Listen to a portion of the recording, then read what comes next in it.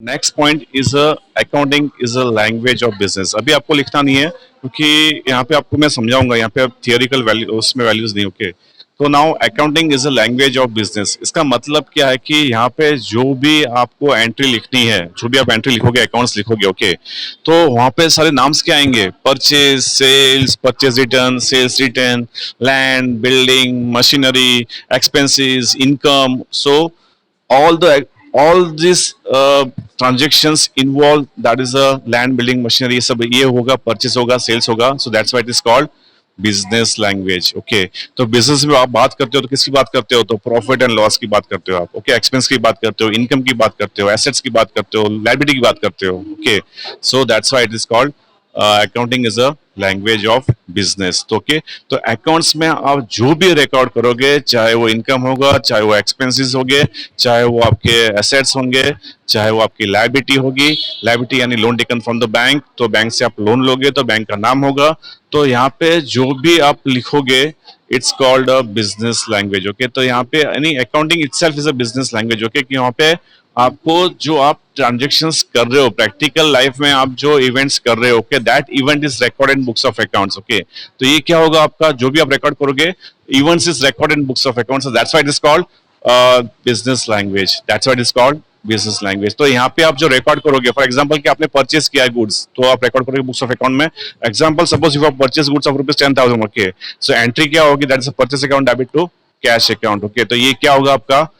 Purchase to cash. सो यहाँ पे आप जो इवेंट कर रहे हो, आप जो परचेस कर रहे हो, आप जो सेल्स कर रहे हो, that is recorded in books of accounts, that's why it is called business language. Okay, that's why it is called business language. तो यहाँ पे जो भी वर्ड्स यूज होंगे, वो सारे के सारे it connected to assets, otherwise it connected to income and expenses. तो यहाँ पे एक एक जो वर्ड्स है वो बिजनेस के बारे में ही होगा। ओके, और बिजनेस के लिए ही होगा।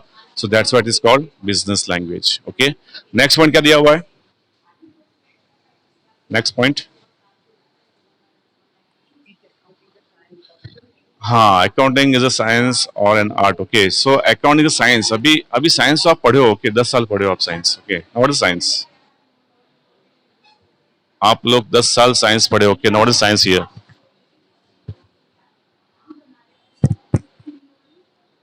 What is science? Anyone? Science होता क्या है? What is definition of science?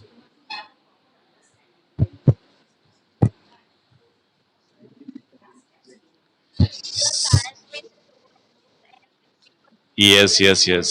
Okay, very good. So, science is depends on rules and principles. Okay, and shows fact. It shows fact. The same thing in account. Accounts also depends on based on rules and principles, and it shows fact. Okay, बराबर है? तो यहाँ पे आपको accounts भी आपको क्या करेगा कि फैक्ट्स दिखाएगा। ओके, आपने कब ट्रांजेक्शन किया, कितने अमाउंट का किया, ओके, कितनी केजी थी उसमें, तो वो सारा सारा कुछ आपको दिखाएगा। Okay, with date. ओके, तो कौन सी डेट को किया, कौन से ईयर में किया, ओके, वो भी आपको दिखाएगा पूरा पूरा। Okay, so that's why it is called science. Okay, तो accounts की भी rules or principles that you learn in later chapters. Okay, there are rules of accounting, rules and principles also there. Rules you have to learn in chapter 3 and principles you have to learn in part 2. That is accounting principles chapter 4. Okay, तो वो part 2 में होगा आपका accounting principles. Okay, so you have to learn. So accounting also depends on based on that is rules and principles. Same thing, science also based on rules and principles. Okay, science also shows fact. Okay, suppose for example कि भी जो आप जो for example if you taking a breath, okay, तो आप जो breathe कर रहे हो तो उसमें क्या ऑक्सीजन है, इसलिए आप जिंदा हो। ओके, ऑक्सीजन नहीं होगा तो सब जन और उसकी डेथ हो सकती है। Okay, because of oxygen we are living here. Okay, और जो खड़े हो वहां पे क्या है? ग्रेविटेशनल फोर्स है। ओके, इसलिए आप खड़े हो अर्थ पे। ओके, अदरवाइज आप खड़े रह सकते नहीं हो, otherwise you are floating in the air. Okay, because of gravity we are able to stand on the earth. Okay, because of gravity only. Okay, तो वेट जैसा कुछ भी होता नहीं है, वेट जैसा कुछ भी होता नहीं है। The power of gravity is called weight. तो आपने सुना होगा कि अर्थ पे आपका सपोज 60 kg है। ओके, आप मून पे चले जाओ तो वहां पे 1/6 ग्रेविटी है, तो आपका वेट कितना हो जाएगा? 10 kg हो जाएगा। ओके, सो वेट जैसा कुछ भी नहीं है। The power of gravity is called weight. Okay, तो साइंस भी क्या है? It shows fact to you, and account is also shows fact to you. That's why it is called science, okay, accounting is a science, okay. उसके बाद क्या दिया है आपको? Science language of, sorry, that is art, okay. भी ये art बोला, इसको आर्ट भी कहा गया, okay. Accounting is called science and art, okay, बराबर। तो आर्ट क्यों कहा गया है? Why it is called art?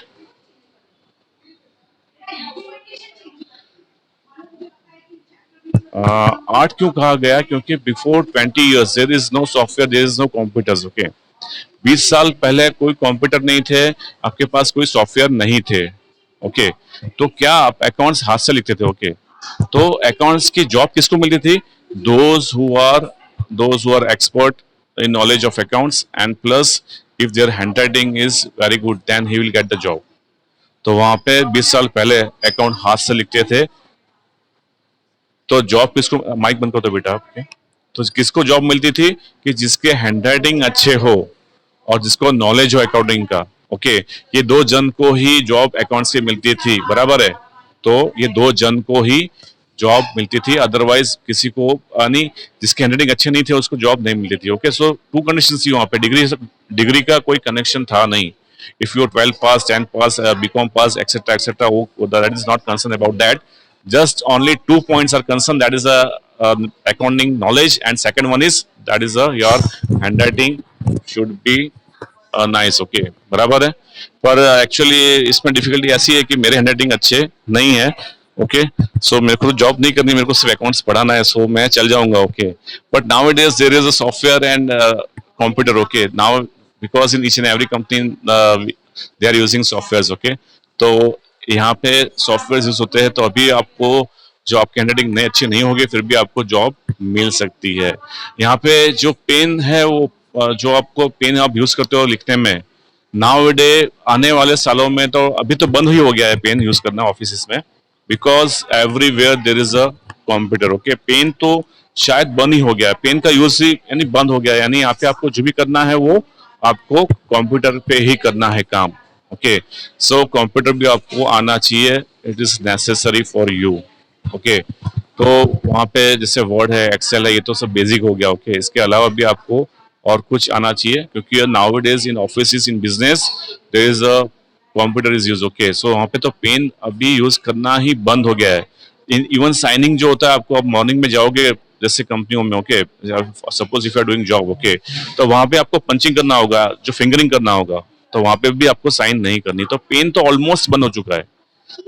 उसका जो यूज है only may be on 1%, okay. कभी कभी आपको पेन की जरूरत होगी, आपको कुछ डेटा लिखना है personal, okay, then there is requirement of pen.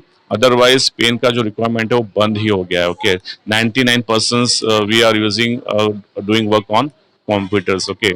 तो जो आपको नहीं अकाउंट्स की जॉब अभी आपको, for example if you know the accounting, okay, तो आपको वो जॉब मिल सकती है। हैंडराइटिंग का अभी जो पॉइंट था वो निकल चुका है, because now it is you are using a computer and software, okay. So that's why it is called arts, okay, that's why it is called arts, इसलिए उसको आर्ट्स कहते हैं, उसको आर्ट कहते हैं, ओके, अकाउंटिंग को। अकाउंटिंग लिखना बहुत इंपॉर्टेंट था, साफ सुथरा लिखना है आपको, क्योंकि वो डेटा जो है आपको फॉर एवर रखना है, उसको डिस्ट्रॉय नहीं करना है, ओके। तो वहां पे एक बार जो लिखा सो लिखा, उसमें करेक्शन भी नहीं होता है, उसमें व्हाइटनर भी लगाते नहीं है। That is the main accounts of rule, पर वो 20 साल पुरानी बात थी।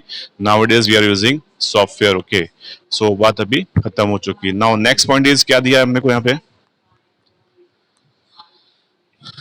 Next point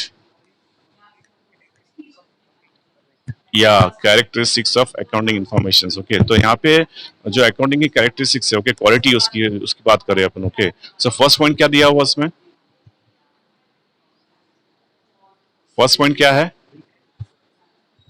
first point that is a first point is reliability, okay. Reliability, okay. इसका मतलब क्या है कि 2 मिनट, नाउ सी यार, कि जो आप अकाउंट्स लिख रहे हो, तो इसके जो यूजर्स है बहुत सारे यूजर्स है, ओके। आप जो अकाउंट लिख रहे हो सिर्फ आपके लिए नहीं लिख रहे हो, कि आप जॉब कर रहे हो तो अकाउंट लिख रहे हो, ऐसा नहीं है। This account is use by the management, the owner, the manager, वो तो यूज करते ही है, बट जो बाहर वाले हैं वो भी यूज करते हैं आपका अकाउंट्स का, ओके। तो जो आपने अकाउंट्स लिखा है वो सही होना चाहिए, that is called reliability, okay.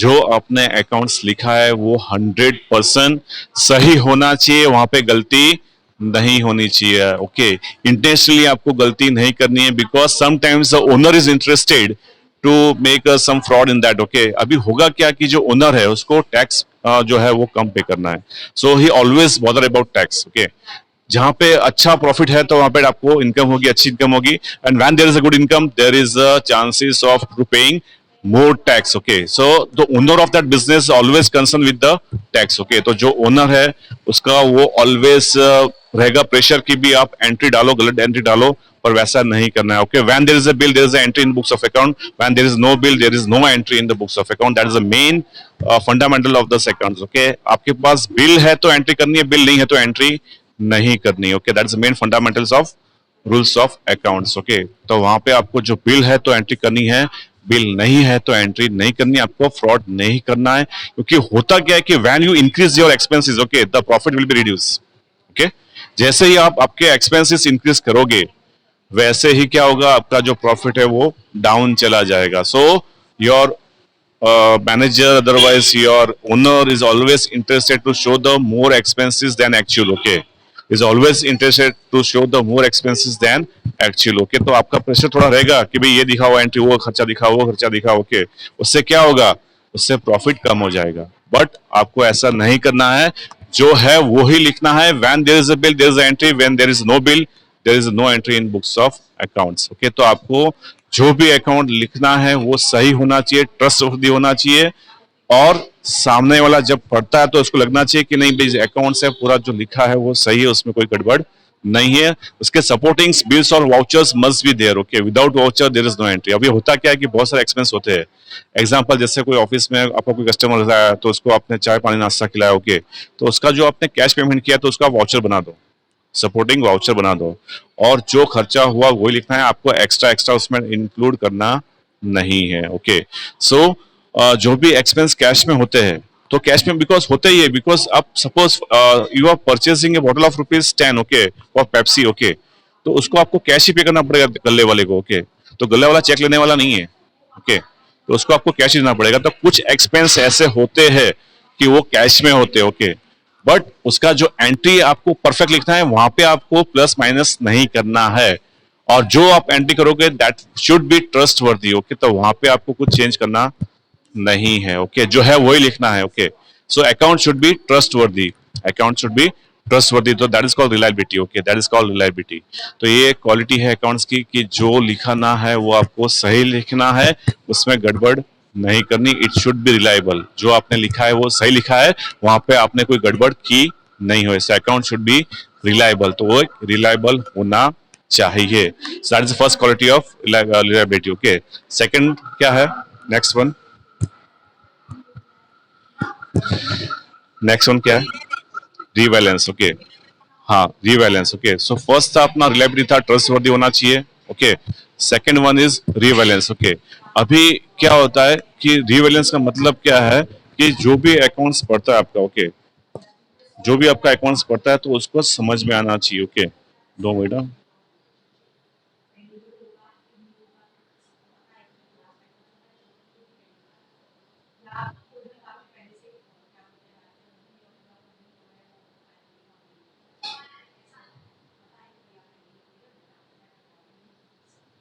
हम्म, तो रिविलेंस का मतलब क्या है कि जो आप अकाउंट्स लिख रहे हो, ओके, तो वहां पे क्या है कि आपको जो रूल्स और जो प्रिंसिपल्स है वो आपको मिस नहीं करना है। सो अकाउंटिंग के रूल्स है, प्रिंसिपल्स है, वो आपको मिस नहीं करना है। ओके, तो जो भी आप अकाउंट्स लिखोगे, ओके, तो जो यूजर्स है उसको इजीली अंडरस्टैंड हो सके वैसा लिखना है। क्योंकि जो इन्वेस्टर्स है उसको पता है कि व्हाट इज अकाउंट। ओके, वो जानता है कि अकाउंट्स क्या है, वो अच्छी तरह अकाउंट्स जानता है। ओके, तो जब भी इन्वेस्टर्स है, बैंकर्स है, देन गवर्नमेंट अथॉरिटीज है, तो जब भी आपके अकाउंट्स चेक करेंगे तो कैसा होना चाहिए, रीवैलेंस होना चाहिए, उनको समझ में आना चाहिए। तो आपकी जो मेथड है, क्योंकि सिस्टम क्या होता है कि हर एक मैनेजमेंट अपना अपना सिस्टम बनाता है, और यहाँ पे आप अलग अलग सिस्टम्स बना सकते हो। आपके रूल्स और प्रिंसिपल्स तो वही रहेंगे, there is no change in the rules and principles of account. Okay, but there is a chances to make the different system of accounting. Okay, वो चांस हो सकता है कि management they are following different systems in different companies. Okay, तो अलग अलग companies में अलग अलग सिस्टम्स हो सकता है, बट उसके जो रूल्स रेगुलेशंस क्या होते हैं वो सेम ही होते हैं। तो आपको प्रिंसिपल्स चेंज नहीं करने, आपको रूल्स चेंज नहीं करने आपको। ओके, बट सिस्टम आप चेंज कर सकते हो।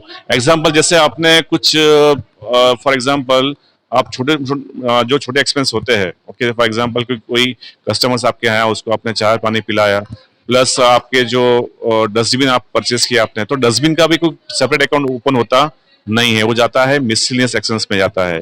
तो आपको मिसलिनियस अकाउंट ओपन करना है, अदरवाइज आपको डस्टबिन अकाउंट ओपन करना है, that is called system. Okay, तो सिस्टम आपको क्या फॉलो करना है, तो that should be recorded in miscellaneous expenses. तो ये डस्टबिन है जो चाय का, क्योंकि डस्टबिन बार बार वो परचेस नहीं होगा, साल में एक दो बार ही परचेस होगा। ओके, तो जो स्वीपर्स के जो एसेसरीज है जो, तो वो भी आपको क्या है, साल में एक दो बार परचेस करने हैं, तो उसका सेपरेट अकाउंट नहीं होगा। Okay, so that's why you have to open only one account, that is a miscellaneous expenses. Okay, that is called system. So system is different in different companies. Okay, accounting rules and principles should be followed, but the system may be changed in different companies. तो आपको system कैसा होना चाहिए कि जब when the outsider reading your accounts, okay, चाहे वो investors हो, चाहे वो बैंकर्स हो, चाहे वो गवर्नमेंट अथॉरिटीज हो, they can understand easily your books of account. Okay, so that's why it's called relevance. Okay, that's why it's called relevance.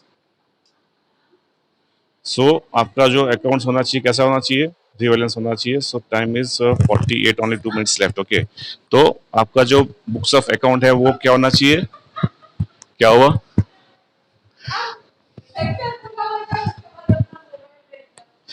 So that is called relevance. Okay, so next point is understandability. Okay, तो जो आपने accounts लिखा है वो क्या होना चाहिए, understand होना चाहिए। ओके, सपोज जो अकाउंट जानता है and if they are reading your accounts, okay, they should be understand what is written in the books of account. Okay, तो अकाउंट्स ऐसा बनाओ, आपको यहाँ पे हाईफाई लैंग्वेज यूज नहीं करनी है, you have to use only simple language. Okay, तो यहाँ पे आपको सिंपल लैंग्वेज यूज करनी है, और सामने वाला when they read your books of account they should understand easily. Okay, तो उनको तकलीफ होनी चाहिए नहीं कि यहाँ पे कौन सा सिस्टम फॉलो किया आपने, एक्स्ट्रा अकाउंट्स ओपन कर दिए और नाम जैसे रखे कि वो समझ में ना हो। ओके, तो आपको ऐसा नहीं करना है, अकाउंट्स की जो आप नाम रखोगे वो सामने वाले को इजीली अंडरस्टैंड हो सके। ओके, तो आपका अकाउंट कैसा होना चाहिए कि सामने वाले को इजीली अंडरस्टैंड हो सके, आपको वैसा अकाउंट होना चाहिए। ओके, तो अभी रिवैलेंस और ये जो है आपका understandability, okay, will continue tomorrow. Okay, तो दोनों को वापस रिपीट करेंगे